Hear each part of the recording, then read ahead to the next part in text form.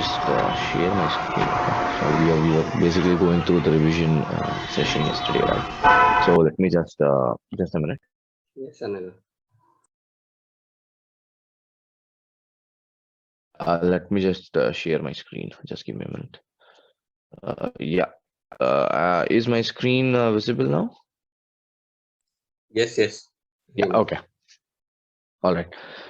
So basically, we went through, the basic column and row operations, and then, to deal with the blank rows or the null values or unwanted data, we use the filter option, right? So where we filtered out one column, and that basically took care of the blank values or the null rows, or the null values in the other columns as well. So this operation is very similar to. Okay, not similar. It's the same as Microsoft Excel, where you filter out one column, it has an effect on the rest of the columns. Then basically, after we cleaned the data sets individually, then we appended the data set, right? So where we appended the queries as a new table. So you can just click on refresh here. So there are two options to append the queries, whether you can select one table and combine the information present in the other tables, or you can combine the tables present in your queries as a new table. And that's what we did, right? So basically we used the append queries as new function to combine the data present in the three data sets that we initially connected to, and created this this fourth table called as population 28 and 2040. So after we appended it, we changed the names of the columns and also the data types of the columns. And then after we changed the data type, we basically had this error with respect to the data format of one of the values present in the male population column. So the issue was that, instead of the value saying 6.246, it was mentioned as error underscore 6.246. So Power BI could not convert this particular value to a numeric data type, that is error underscore 6.246. The reason being, error underscore is not a numeric data type, right? It's a text error underscore part. So we had two options. Either we could remove the entire row which had that error value, or we could just replace that error value with a custom value, that is 6.246, and that's what we did. Then after handling the data format error, we basically looked at pivoting and unpivoting the table. So basically pivoting means transpose, where you converge many columns into one column, and unpivoting is nothing but cross tab, where you convert one column into many columns of attribute value pairs. Attribute value pairs being, attribute is one column and value is another column, where attribute column will have the names of the columns which we just unpivoted, and the value column will have basically the values present in the column which we just unpivoted. Right, then we basically unpivoted both male and female population columns. So we had two columns, right? Attribute and value column, where we renamed the attribute column to gender and value column to population. So where gender column has the population male, population female terminologies, and the population column has the respective population data. So we assumed that this was the data set that we were given. So when we unpivoted the male population and female population columns, the structure of the table changed, right? So basically, we had this structure where Afghanistan, or basically one country, was appearing multiple times. Here we can see that we are able to see a list of countries here, but that was not the case when we unpivoted the columns. So this was the structure we got. So then we decided that, to learn the next concepts, let's assume that this was the data set that we were given. And so what we tried sorting the columns, right? So where we sorted the country column first, year column second, and then age group column third. It did not change anything. So then we decided that what if we could extract the information present in the age group column, right? If we could somehow extract the information present in the age group column, then try the sort on that extracted column, right? Extracted values, then we could hope to get back to the original structure, right? So that's what we decided. Then we tried the extract text before and text after delimiter on the age group column.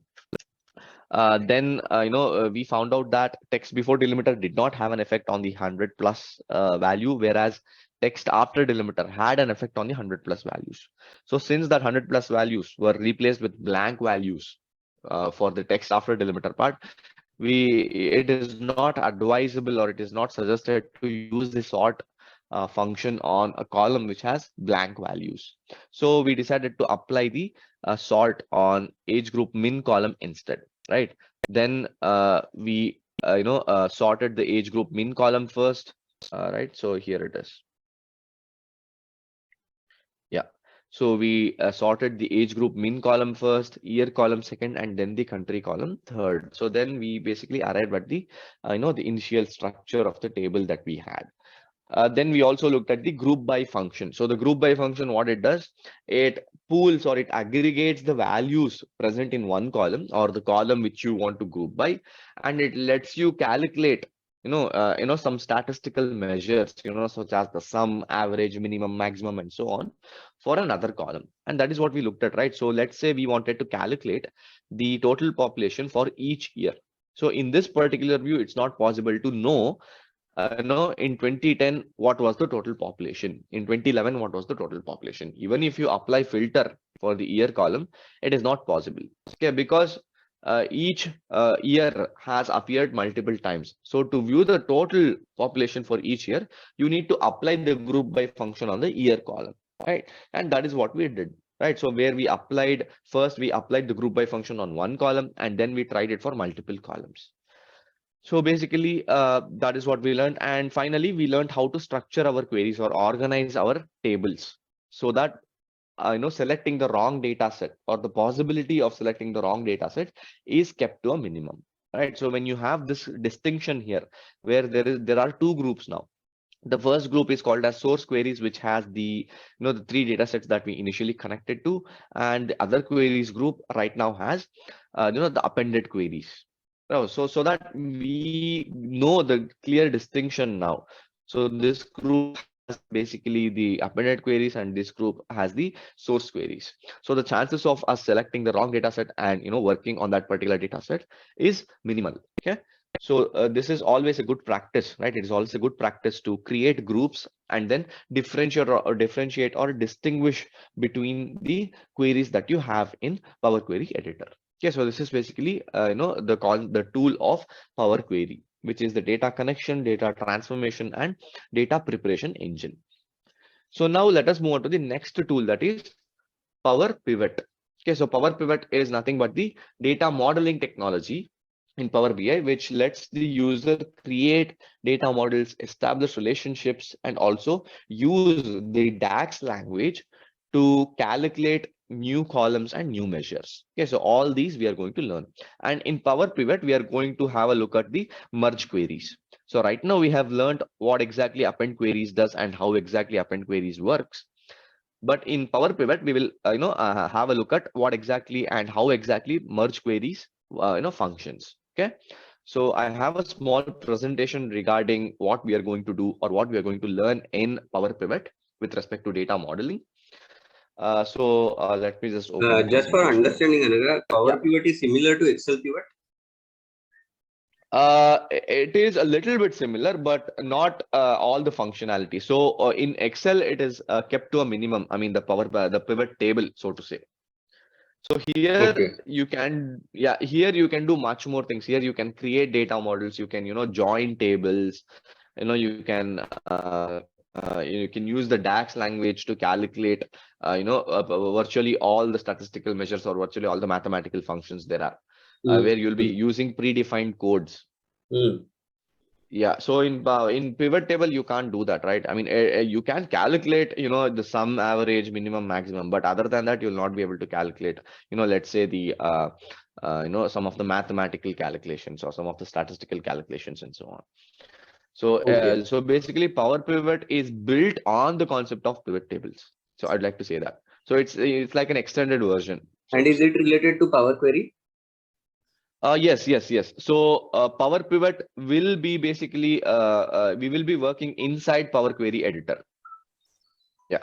So Okay. Power Pivot doesn't have a separate window, let's say, like, such as Power Query or Power View. So in Power Query, we are using Power Query Editor. In Power View, we will be basically going to this home screen here. We'll be basically working in the report view here. Okay. So in Power Pivot, for creating data models and for establishing relationships, we will be working in Power Query Editor. But for the DAX part, for the data analysis expressions part, and for also basically establishing relationships, we'll be working in the model view and the data view. Okay, so basically we'll be utilizing the entire Power BI platform for Power Pivot, where we'll be working in Power Query Editor, as well as the data view and the model view in the home page of Power BI. So let me just open the presentation.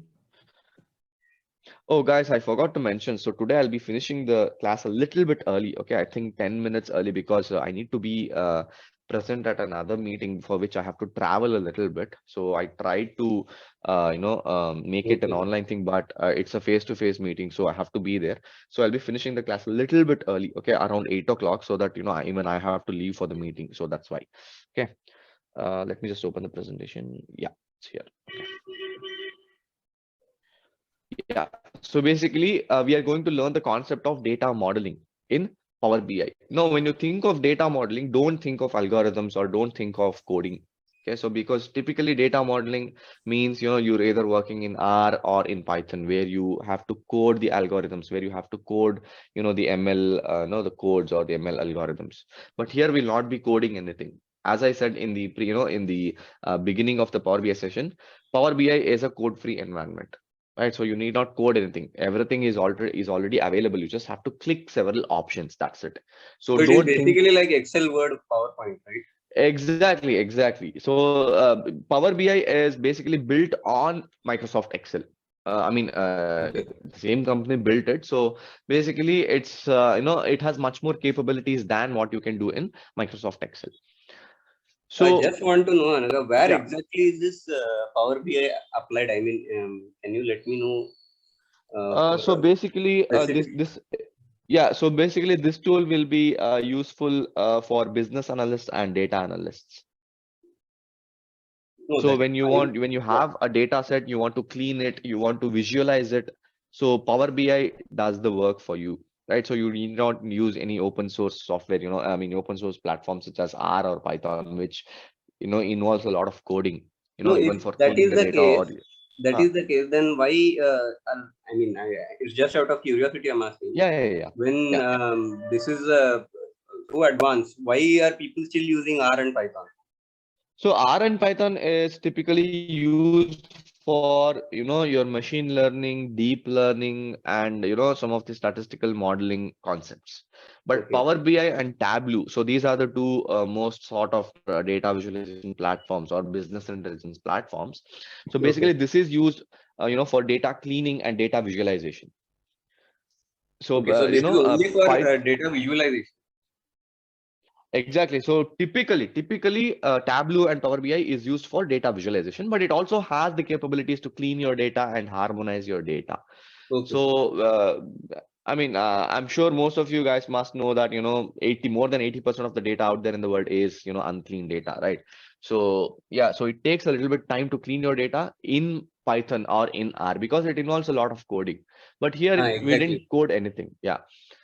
So that's why organizations nowadays are preferring Power BI and Tableau more and more because it doesn't involve coding and it doesn't involve training that needs to be given to the employees with respect to Python and R.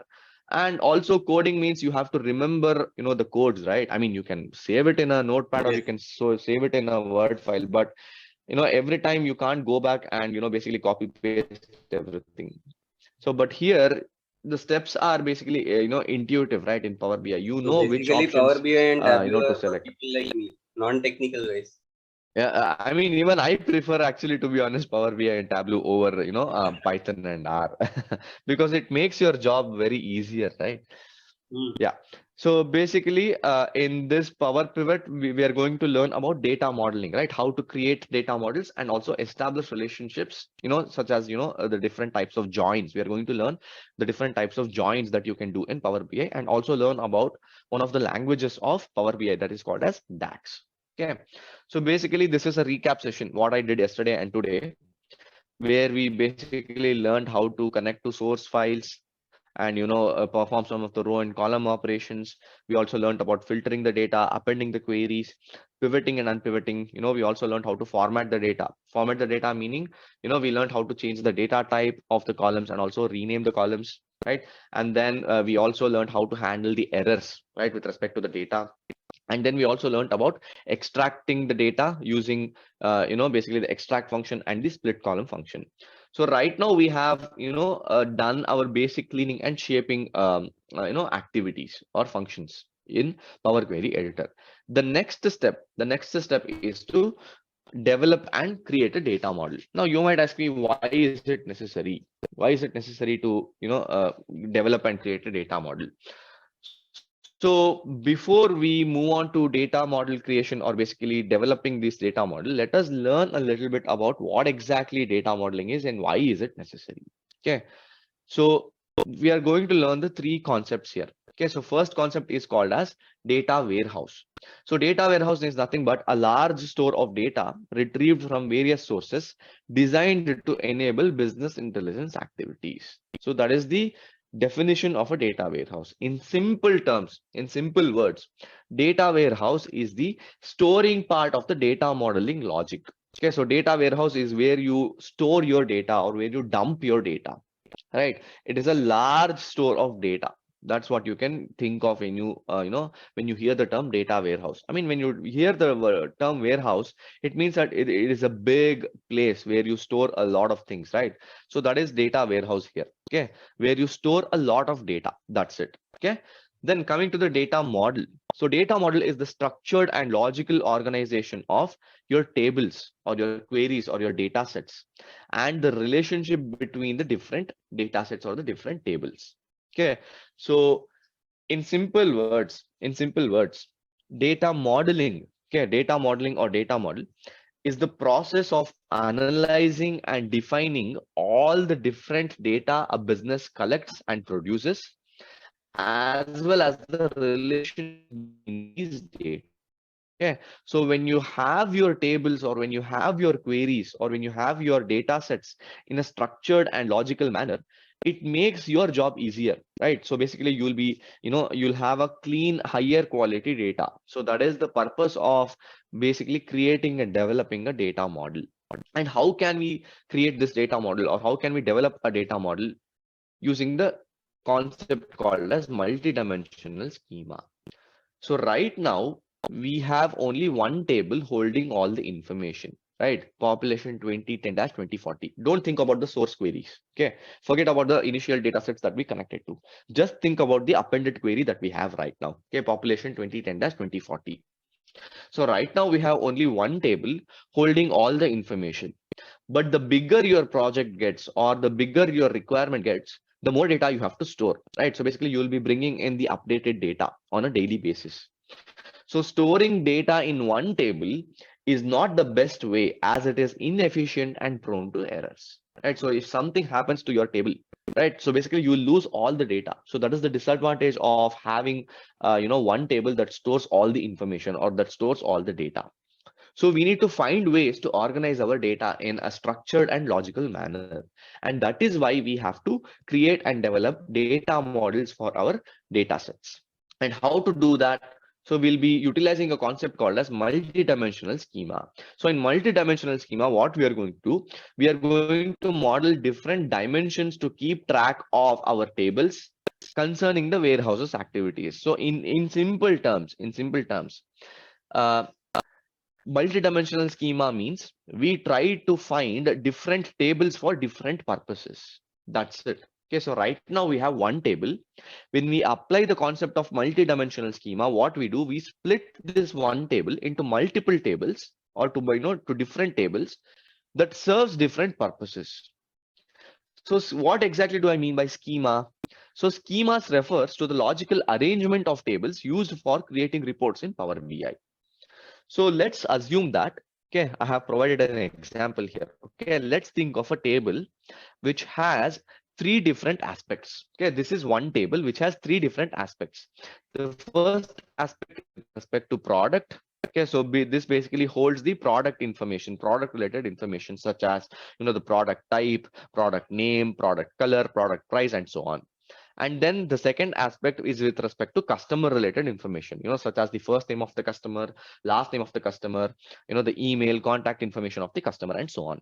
Then you have the sales aspect. Okay, so sales related information, such as, the quantity, the price, when it was sold, how much was sold, and so on.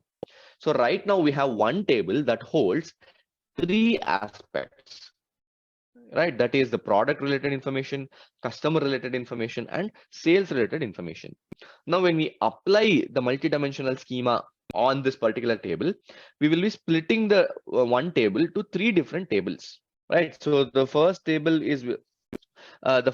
will hold all the product related data, and the second table will hold all the customer related information, and there is this third table, or in the in the data model language, it is called as a central table, right? So we will have one central table that has access to the information from the other two tables, right? So that is why I have given this arrow mark here.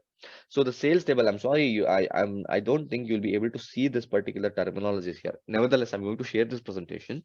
So this is the product data, product table, this is the customer table, and this is the central table or the sales table here. Okay, so this has access to the information, present in the other two tables, and also holds the actual underlying sales data. So this is what happens when we create a data model using the concept of multidimensional schema. So right now we had one So table sales that, table is called as central table, right? yeah, exactly. So basically the So the central table, remaining what two happens? tables, Yeah, exactly. So the other two tables are called as dimension tables. Okay, dimensional. so Okay. yeah, I'm going to come to that in the next slide here. So what exactly is the central, or there's another terminology for the central table. So I'm going to cover that also. So basically what we do when we apply the multidimensional schema to create a data model, we had one table which basically had three different aspects, right? The product related information, customer information, and sales information. So when we create a data model using the multidimensional schema concept, we are basically splitting this one table into three different tables.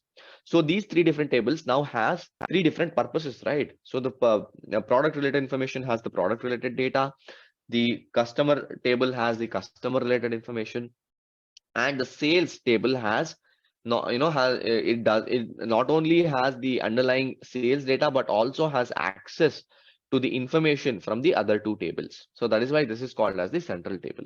Now you might ask me, how can I decide which table should be dimension table and which table should be the central table, or another terminology for the central table is called as the fact table. Okay, so I'm going to come to that, how to decide which table should be central table and which table should be the dimension tables. Now, before moving on to that, there are multiple schemas in multidimensional schemas. Now, I said that we are going to use this concept called as multidimensional schemas. Now, there are different types of multidimensional schemas. Okay, so there are three main different types of multidimensional schemas. So the first is called as the star schema, second is called as the snowflake schema, and third is called as the galaxy schema. Now we are going to utilize the star schema or the multidimensional star schema. The reason why we are going to work with the multidimensional star schema is because star schema is the most effective and the simplest schema. Okay, out of the three different multidimensional schemas, star schema is the most effective and the most simplest. Okay, so that's why we are going to select the multidimensional star schema to create and develop our data model. Okay, so I this didn't is get it. the tip. Can you just let me know once more? Yeah, so there are three different types of multidimensional schemas. Okay. Okay. So the first is called as the star schema, second is called as the snowflake schema, and third Okay. is called as the galaxy schema. Now, I'm not going to go in detail about the snowflake schema and galaxy schema. Okay. We are going to select or we are going to work with multidimensional star schema. Okay, we are going to select the multidimensional star schema or simply put the star schema. The reason is because star schema, out of the three different types of multidimensional schemas, star schema is the most effective and the most simplest. Okay, so that is why we are going to work with star schema instead of snowflake or the galaxy schemas. Okay. Okay. So this is the best example, or this is a typical example of how star schema works. Okay, you guys just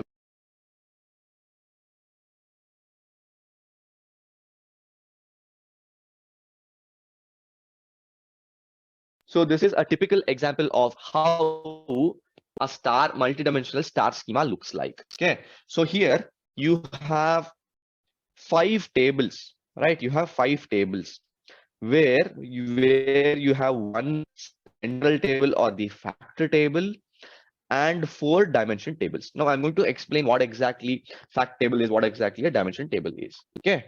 So in star schema, what happens?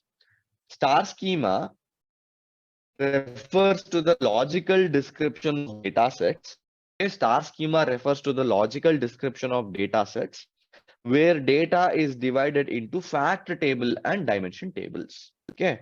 So the fact table, or sometimes referred to as the central table, contains the actual information, and the dimension tables contain the related information. So that is the description of the fact or the central table and the dimension table. Okay. So basically here, look what is happening here. So in the fact table, you not only have the IDs coming in from the dimension tables, right? So you have product ID, date ID, customer ID, and location ID. Now all these IDs are coming in from the respective dimension tables, right? So there are four dimension tables now: products, time, customers, and location. So products table has the product related information, such as the product ID, type, and color. Whereas the time dimension table has the time related information, right? Such as the date, year, quarter, month, week, and day. Customers dimension table has the customers related information, such as the customer ID, first name, last name, age, and gender. And lastly, there is this location dimension table, which has the location related information, such as the location ID, continent, country, and city. Now, if you notice, the location ID, date ID, product ID, and customer ID, they are also present in the sales table here or the fact table here. So we are basically utilizing the information present in the dimension table to form the fact table, right? Along with the supported information or along with the related information from the dimension table, it also has some quantitative information, right? Such as units sold, total sales, and total cost. Now, as a rule of thumb, right, when it comes to star schema, as a rule of thumb, contain values that can be repeated in other tables. Okay, so right now, please listen to me. Okay, that as a rule of thumb, the tables that contain values that can be repeated in the other tables are called as dimension tables. And right now we can see that product ID, date ID, customer ID, and location ID are repeated in the fact table, right? So we can call these four tables as dimension tables because the values present in, or basically the columns present in these particular tables, are repeated in the fact table. So the tables that contain values that can be repeated in the other tables are known as dimension tables, and the table which contains the so-called foreign keys from other tables is called as fact table. So once the columns from the dimension tables are utilized in the fact table, these columns are known as foreign keys.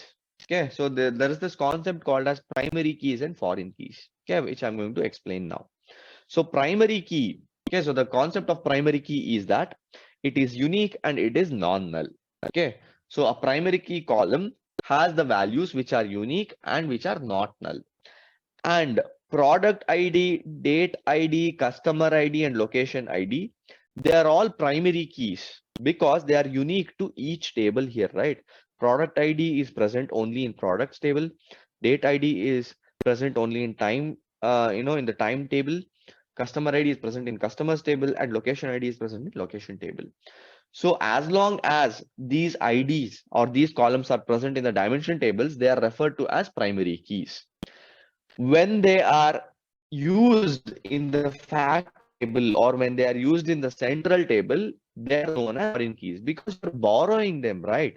You're borrowing these columns from the dimension tables and using them in the fact or the central table. So they are known as foreign keys. Okay, so that is why I said the tables that contain values that can be repeated in the other tables are known as dimension tables, and the table which contains foreign keys. So now these four columns are called as foreign keys now, okay, because they are borrowed from the dimension tables.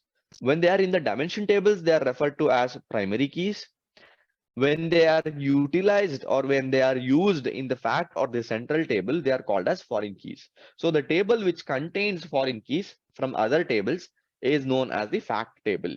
So to simply put, fact table contains the actual information, right? The actual information is the sales related information here, right? The unit sold, total sales, and total cost.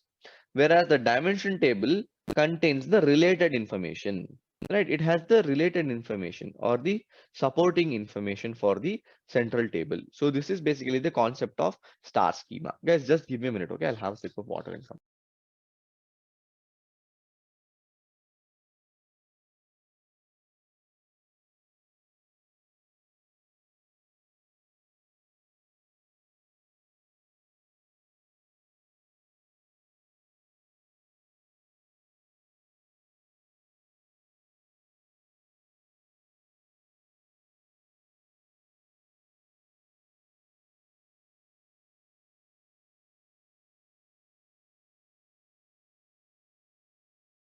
Yeah.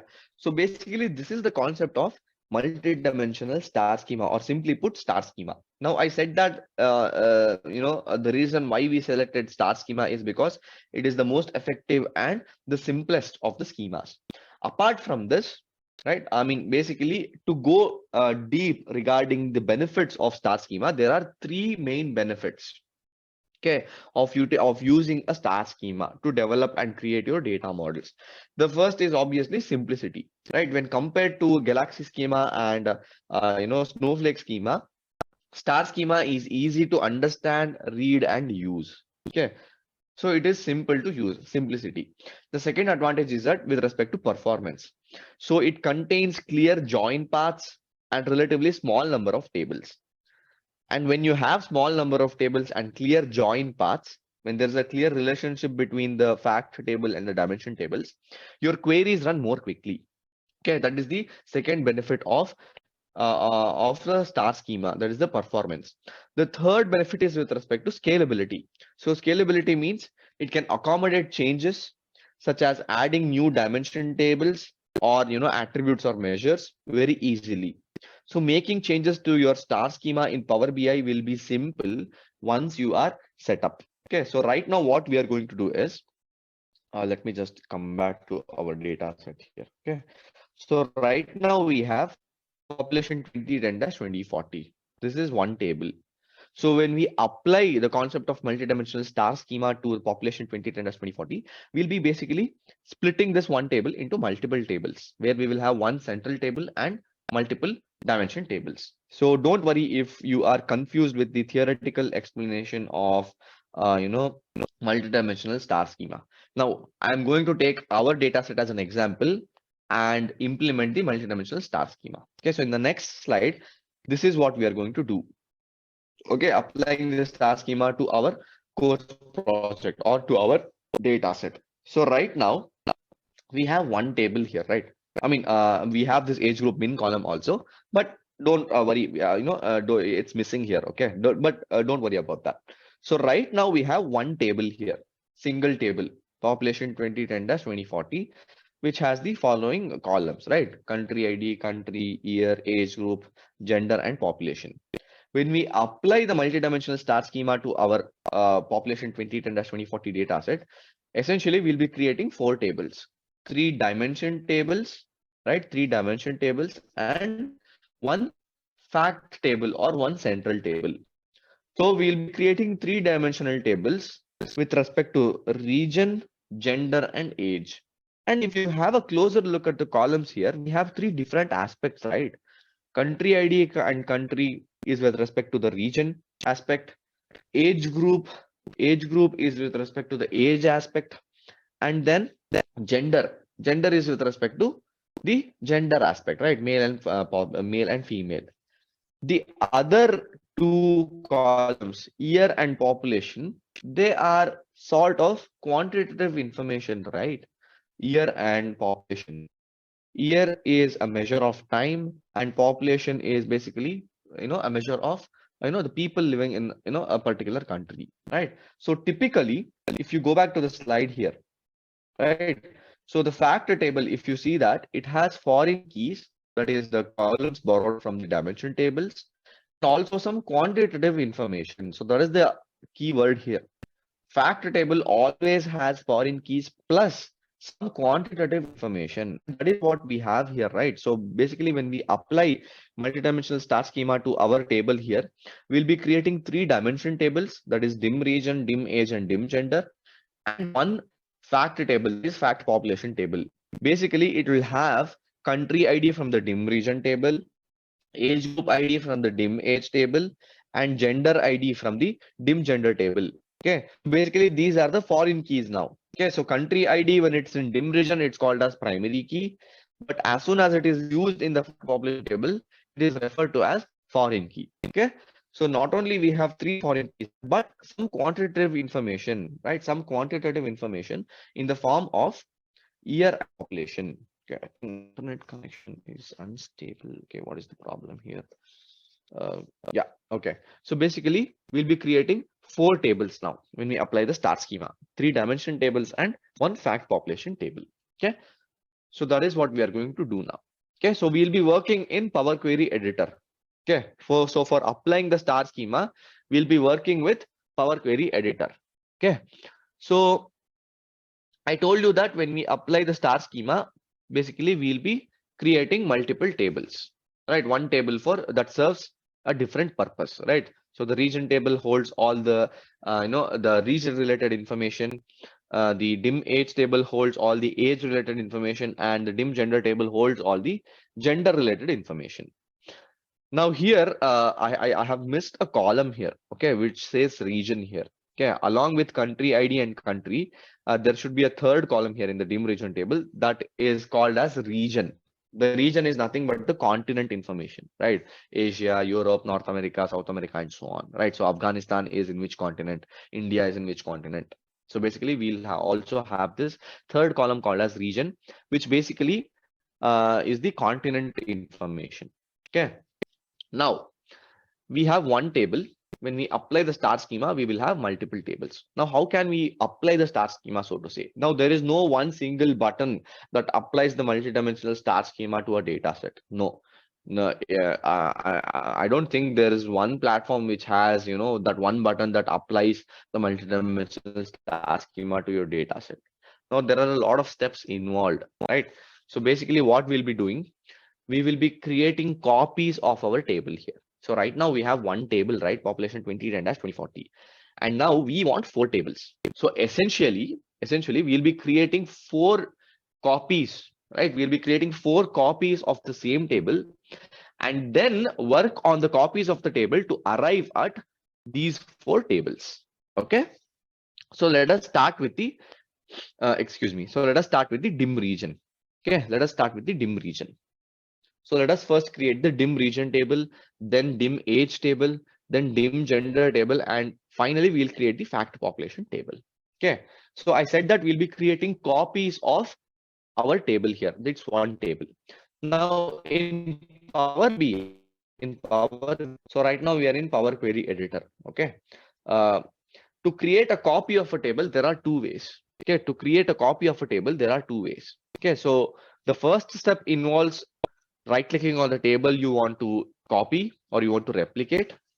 Now, don't select the copy option here. Okay, so the copy option doesn't work here. So the copy option works only when you want to, copy paste the values present in one table. So right now we just want to replicate or copy, or duplicate a particular table here. Now, when you right click on the table which you want to replicate, there are two options. One is the duplicate option and one is the reference option. Okay, so you have two methods to replicate a table of your choice.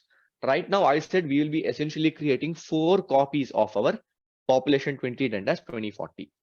Now you have two ways to do it. One is the duplicate method and one is the reference method. Okay, so what exactly is the difference between the reference and duplicate? Let us learn about that. Okay, so I'm going back to the presentation. So in case of a reference, when you select the reference option to replicate a particular query or to particular, a particular table, what happens? You will be creating a copy of the table. Okay, so that table will be replicated. The difference or basically the characteristics of using the reference table is that you'll be creating a direct connection between the original table and the replicated table. Okay, basically you'll be creating a reference or you'll be creating a direct connection between the original table and the replicated table. So what do I mean by direct connection? So it means that whatever changes that you make in the original table will have an effect on the replicated table. So let's say you have let's say you have replicated a table using the reference option. Okay, you have the original table, you have the copied table now. When you make changes in the original table, it will have an effect or it will have the same effect on the replicated table as well.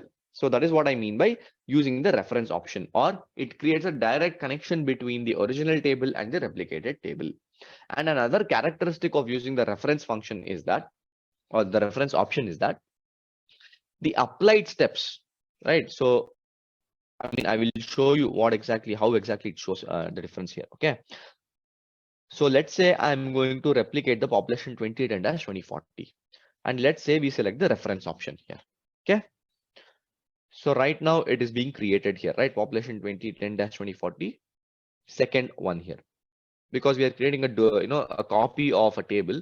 So since we have not renamed it, it has automatically selected as number 2 here. So the first characteristic of using the reference function is that whatever changes you make in the original query will have an effect on the on the replicated query as well. The second characteristic is that in the original query you had so many so many steps in the applied steps window here, right? There are so many steps that we have applied here. But when you have a look at the applied steps in the duplicated column or basically in the replicated column, you do not see those applied steps here. Okay, so that is the second characteristic of using a reference option here. Okay, so the first the first characteristic is that let us change the data type of country ID to a text now. Okay, instead of a whole number, let's say I change it to text. Okay, so this will take a little bit of time now because we have more rows now, right? So this will take a little bit of time. Nevertheless, I want to show you what exactly the difference between using the reference and the duplicate option to replicate your queries. Okay, so right now we have created a copy of the table using the reference option. Okay, and now in the original data set, I have changed the data type of the country ID column from a whole number to a text. Okay,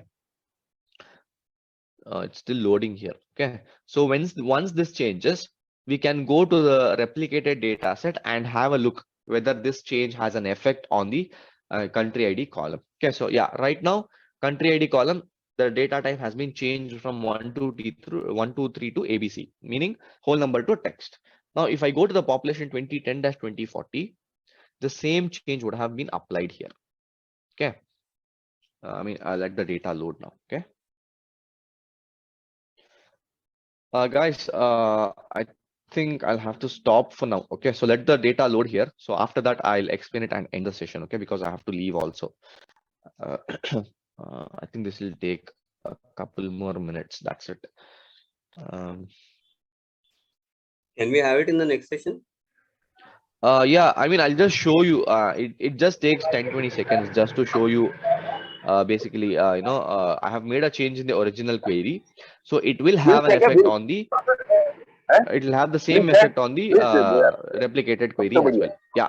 Now you can see that the country ID column in the replicated data set also has the data type ABC here. Okay, so that is what I meant by changes in query 1 have an effect on query 2.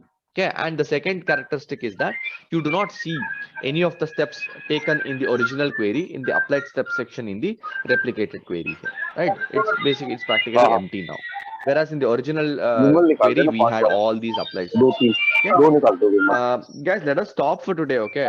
Because even I have to leave for a meeting for which I have to travel a little bit. So let us stop for today and pick it up where we left off, today in the next class, okay? Where I'll